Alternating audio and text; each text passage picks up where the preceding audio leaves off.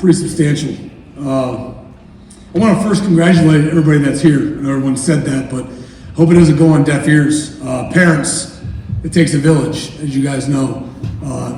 My former coaches that influenced me that's here, former mentors, Larry Romanoff, Todd Alice, you guys were all there in the Woody as I was kind of growing up, frankly. I want to thank you guys for that. Tyson and Megan, unfortunately they couldn't be here, but I don't know, an opportunity like this, you kind of recall, Tyson's, that day, frankly, Rob, as you're talking about it, it always kind of hung with me. But what he's turned it into is really amazing.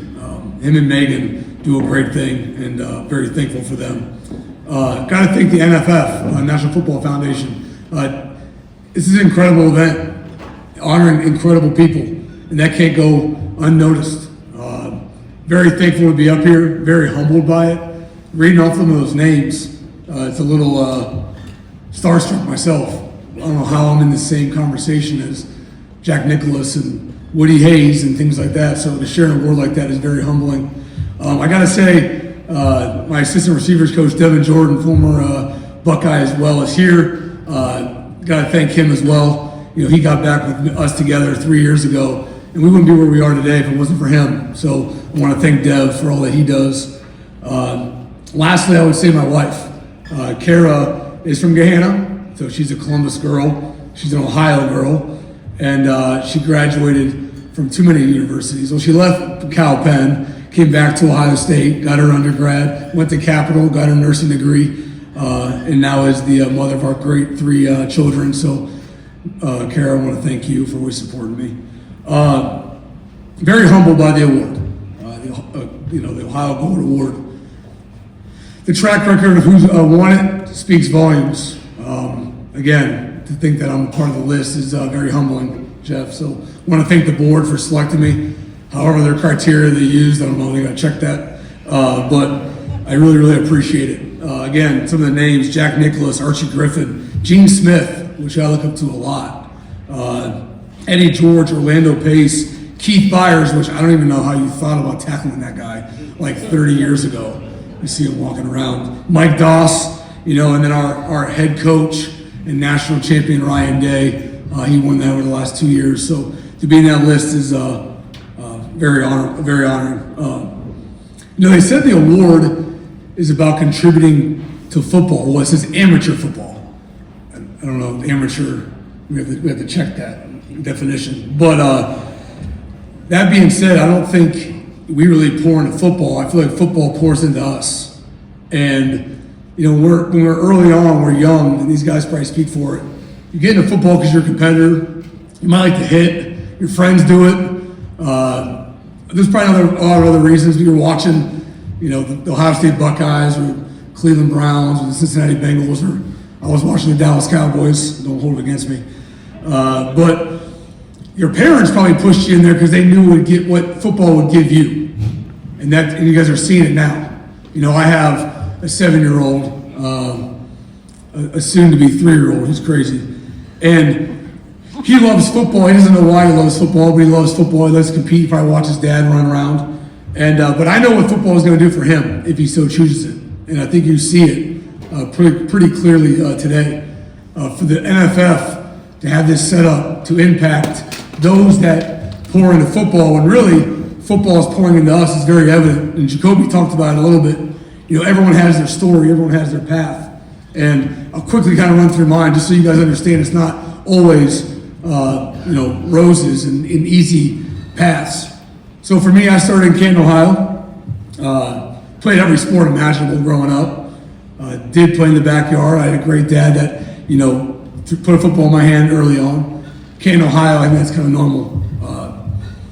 And I started playing football when I was in 4th grade. The first time I went to play football, I had a broken collarbone. I think I was jumping on a trampoline. I got my legs taken out, fell off the trampoline. They were not buried at that time, guys. They were like 4 feet off the ground, and there wasn't nets around them. So got taken out, broke my collarbone, showed up to my first practice in like a sling.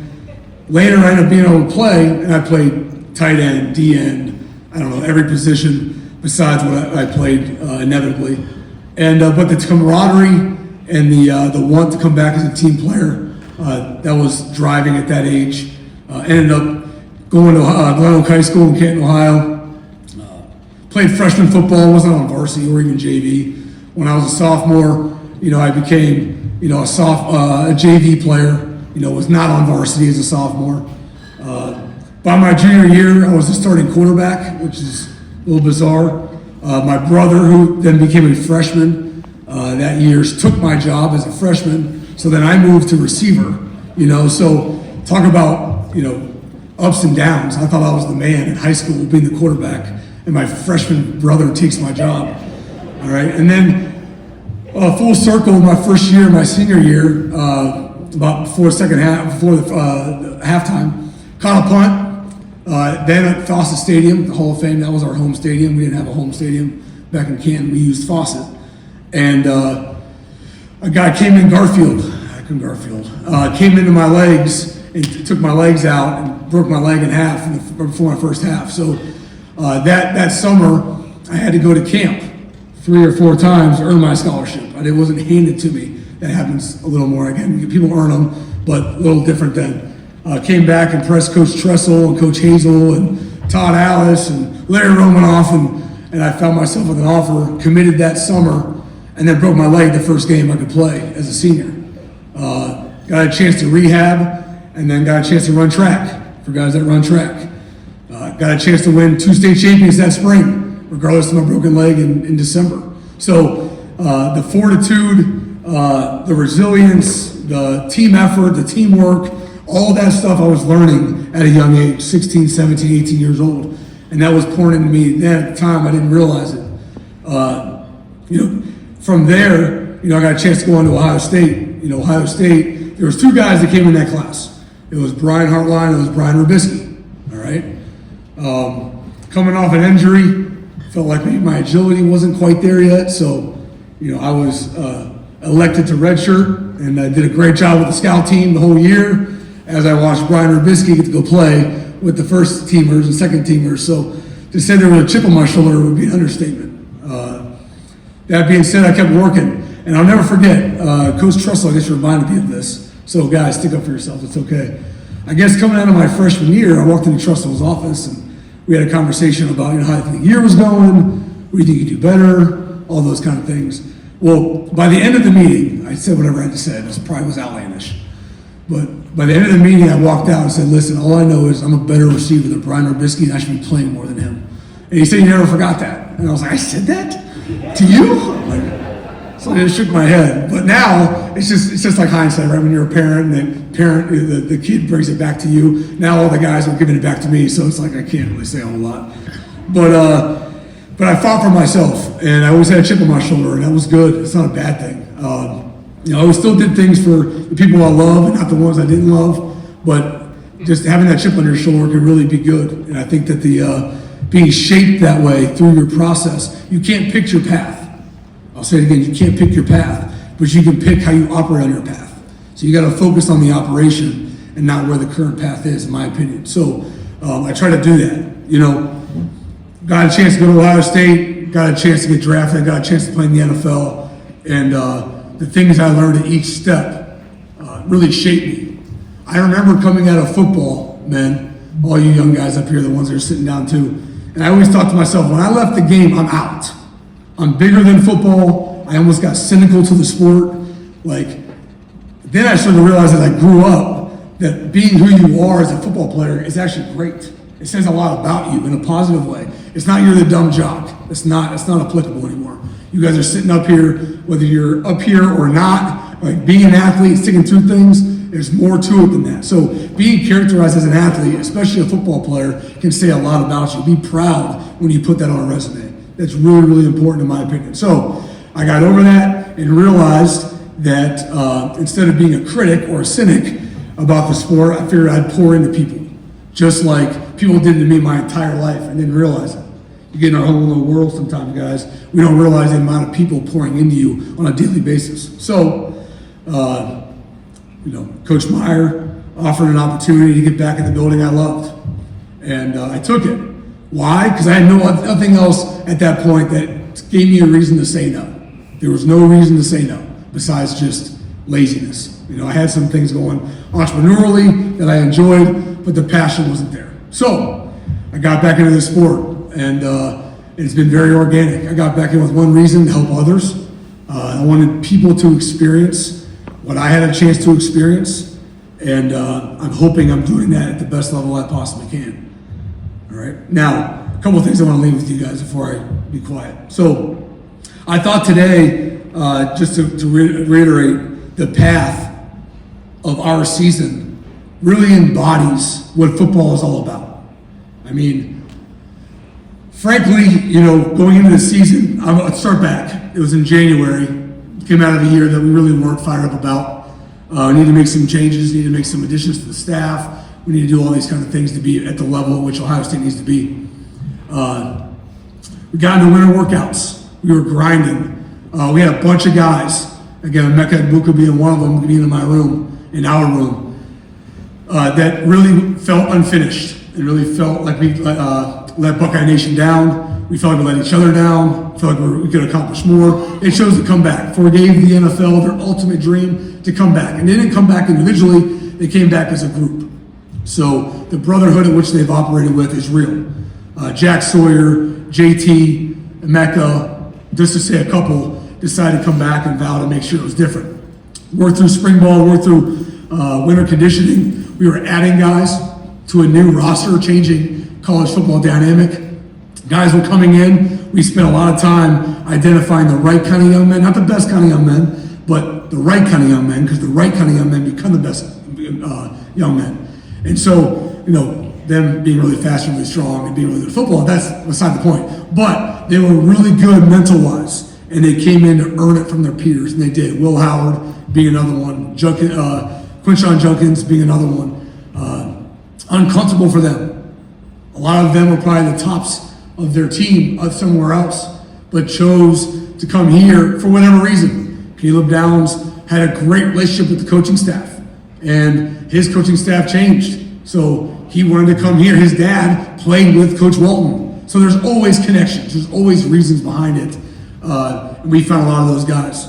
We went to work and we were told the entire year how you're supposed to win the national championship. That's what happened. They were telling us what we were supposed to do. Everything was expected. And doesn't always go as you plan, right? Some ups, some downs, some downs. So probably more getting shaped by the downs than getting shaped by the ups. So we attacked the season. We did a good job. We had our first, letdown out in Oregon. We learned from it. We knew we had to grow. We knew we had to get better. We knew we had to keep grinding. We knew that the hard work guaranteed us nothing, but gave us our best chance. Without it, you had no shot. We knew that. So we made our changes, made our additions, made our subtractions, had honest conversations both as a staff and as players, and we vowed to get better. We went on a mission to do that. We knew what the goal was. We knew what needed to get done at the end of the year. Just didn't happen. And that was a very, very uncomfortable, opportunity, if you will, to grow, to put our backs against the wall. Frankly, as you guys know down here, the players, it felt like it was a Woody against the world mentality, right? Everyone writes you off. Everyone thinks you can't do it, and you're out there trying to prove everybody wrong. But the ones that are going to help you are the ones that are closest to you, right? I mean, even parents don't understand. It's just the truth, all right? Because they're not in it, but you guys are, especially peer-to-peer, especially teammate to teammate. That's critical. That was critical for us. And so what a great opportunity to just embody what football is all about. Like, there's so many great highs, but those lows are low, man. And you got to make sure you have the people around you that you need to kind of get yourself out of those things. Sometimes the only way to get out of things is just to claw your way out, man. Claw your way out. But what's that like at the end when it all comes to fruition and you accomplish your goal? There's no sweeter taste, right? I mean, that's the reality of it. So, again, when I started this whole thing talking about when we first started getting into football, probably for other reasons. And as you guys get older, you realize the reasons are deeper than that. In football, we pour into football, sure. I pour into football. But football is poured into me, and it has shaped me. It is shaping you. Allow it to shape you. Allow it to shape you. And I would just say this, allow you to help shape somebody else, because you really can't make a difference until you can impact others. And that's the biggest thing that happened in coaching. Never planned on it, but it honestly happened that way. I want to leave you guys with one thing, all right? And again, these are more for the players here in the front, but you know, obviously, hopefully you guys all value in this. Anything in life, I feel like it is built on trust. Everything. You want to be sales, you want to be a doctor, you want to help others. Everything is built on trust. And there's 3 things you must have for trust. 3 things, okay? The first one is your character, all right?